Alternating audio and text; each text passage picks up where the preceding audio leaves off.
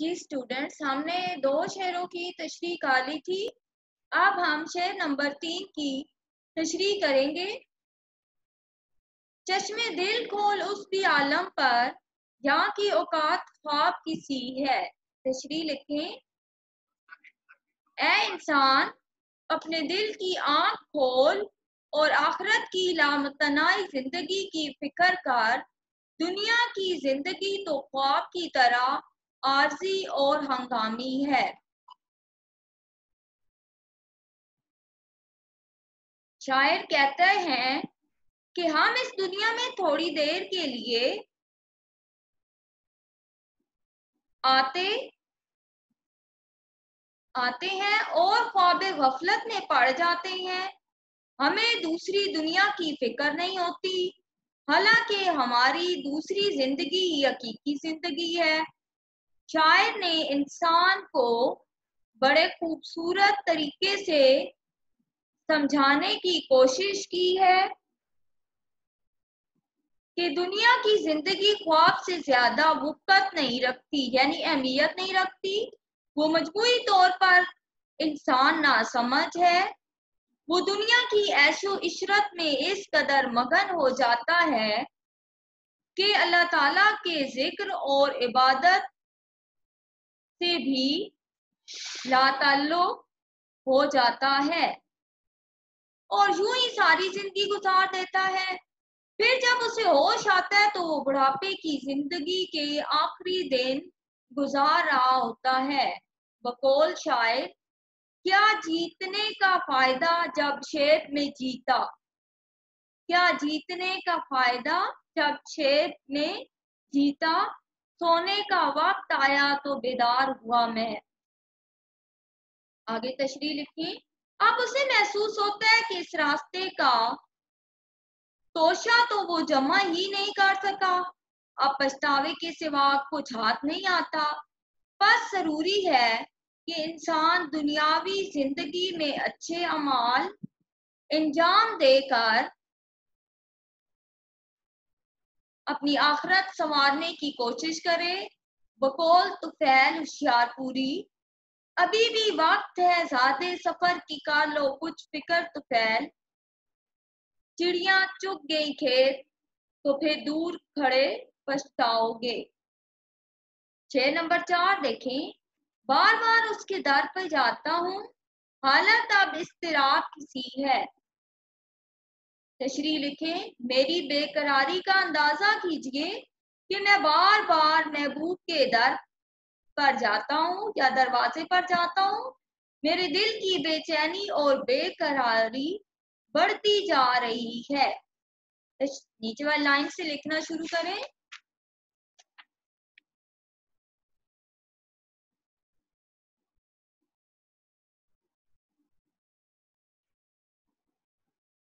ज़ेरे नज़र शेर में मीर तकी मीर ने आशिक की दीवानगी की कैफियत बयान की है। आशिक इस कदर दीवाना हो गया है कि उसे खुद पर इख्तियार नहीं रहा।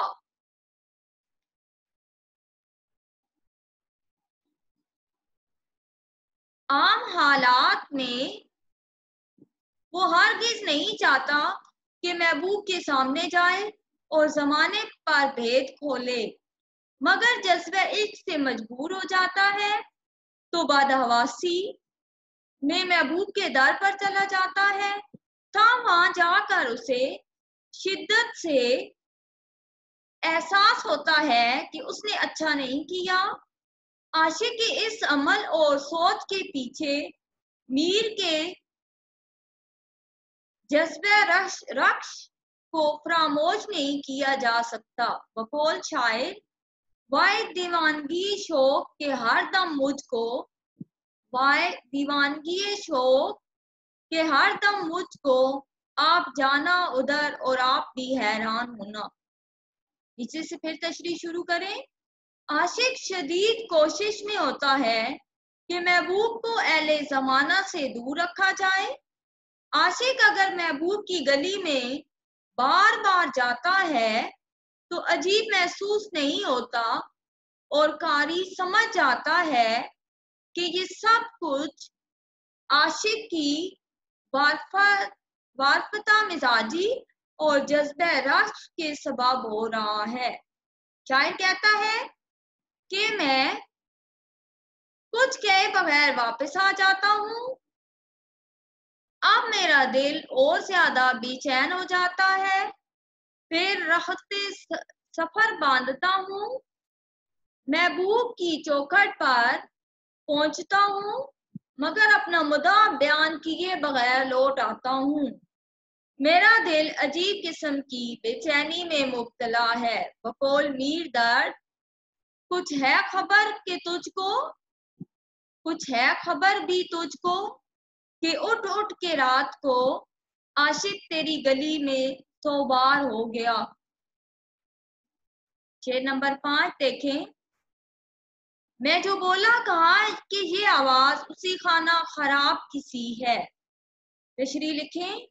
जब मैंने बात की तो महबूब ने सुनकर कहा कि ये आवाज तो उसी खाना खराब हाल मीर की है। नीचे से तशरीह लिखें। उर्दू शायरी में आशिक की हर कोशिश का मकसद महबूब की तवज्जो और कुर्ब हासिल करना होता है, मगर महबूब को इसकी परवाह नहीं होती। हर आशिक मुशाक और हर माशूक बेजार होता है। उर्दू गजल में महबूब बाइख्तियार होता है। वो उससे मिलना तो दूर की बात, उसकी आवाज सुनना भी पसंद नहीं करता। मगर आशिक का हौसला इस कदर वसी है और अपने दिल के हाथों मजबूर होकर वो हर तरीका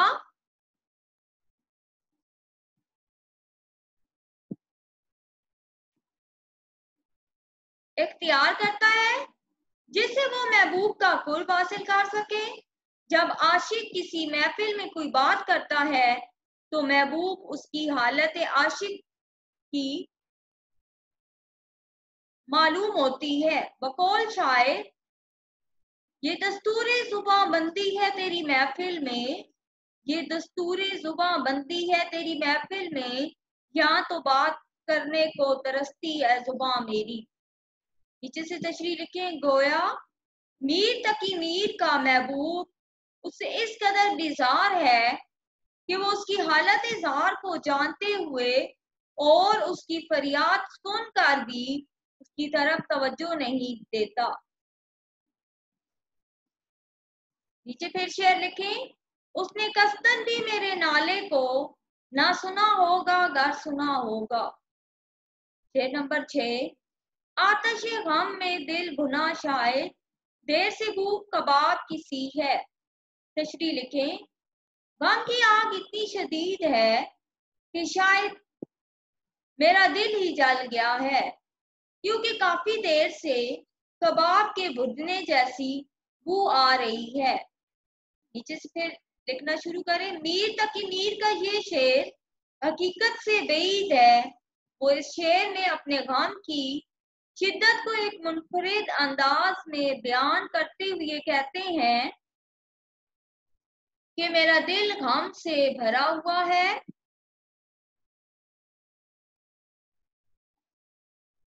और यूं महसूस होता है कि गम की इस आग में मेरा दिल भुन गया है। बकौल शायर, जला है जिस्मो जान दिल भी जल गया होगा, जला है जिस्मो जान दिल भी जल गया होगा, कुरेदते हो जो अब राख जुस्तजू क्या है। जिस पे तशरीह लिखें। जिंदगी फूलों की सेज नहीं बल्कि आलामों मसाइब से पुर है। मीर ने इस शेर में इंसान की दाखिली वारदात, वाव अलिफ रे दाल अलिफ और ते, दाखिली वारदात को मौजू बनाया है। अगर इंसान के बातिन में गम मौजूद है तो इसे जिंदगी में कहीं खुशी महसूस नहीं होती। वो हर वक्त गमगीन रहता है। उसे रंगीनियां और भी परेशान कर देती हैं। बकौल शायर, हमें फराक में तकलीफ सैर बाक न दो, मुझे दिमाग नहीं फंदे हाय बेजा का। नीचे से फिर एक लाइन लिखें। शायर कहते हैं कि दुनिया में गमे जाना और गमे दौरा आदमी की जिंदगी को अजीरन कर देते हैं। उसे किसी लम्हे सुकून नहीं मिलता, हर चीज जली हुई महसूस होती है। मामूली तकलीफ भी उसके लिए नाकाबिले बर्दाश्त हो जाती है और वो बेख्तियार रोने लगता है। शेर नंबर 7, मेरे नीमबाज आंखों में सारी मस्ती शराब की सी है। तशरीह लिखें।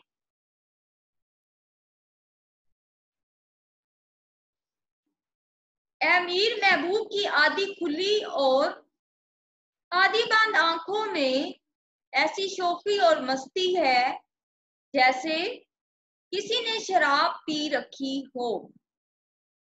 तशरीह नीचे से फिर दोबारा से लिखें। इस शेर में शायर ने महबूब के हुस्न को महसूरे कुन साबित करने की कोशिश की है। वो कहते हैं कि महबूब की आधी खुली आंखें शराब की तरह नशा आवर हैं। बकौल शायर, उसकी आंखों को कभी गौर से देखा है फराज, उसकी आंखों को कभी गौर से देखा है फराज, सोने वालों की तरह जागने वालों जैसी।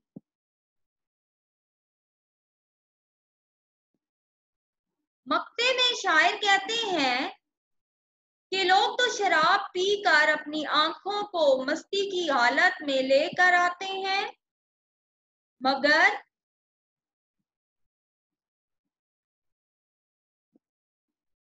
मेरे महबूब की आंखों में कुदरती तौर पर ऐसी मस्ती है, उसे किसी शराब की जरूरत नहीं। महबूब की आंखों को जामे शराब जैसा करार देना अज खुद हसीन है। महबूब की आंखें रूह की ताजगी, फरत और बालिदगी का सबब बनती हैं और महबूब से ताल्लुक कायम हो जाने के बाद आशिक संजीदगी और अखलाकी कदरों का पासदार हो जाता है। इसलिए शायर ने महबूब की आंखों को शराब की मस्ती से तशबीह दी है। बकौल शायर, तुम नाहक नाराज होते हो वरना मैं खाने का पता, तुम नाहक नाराज होते हो वरना मैं खाने का पता, हमने हर उस शख्स से पूछा जिसके नैन नशीले थे। यहाँ तक हमारी गजल नंबर 1 की तशरीह मुकम्मल हुई। इसको आपने याद भी करना है और अपनी नोटबुक पे लिखना भी है। अपना ख्याल रखिएगा। अल्लाह हाफ़िज़।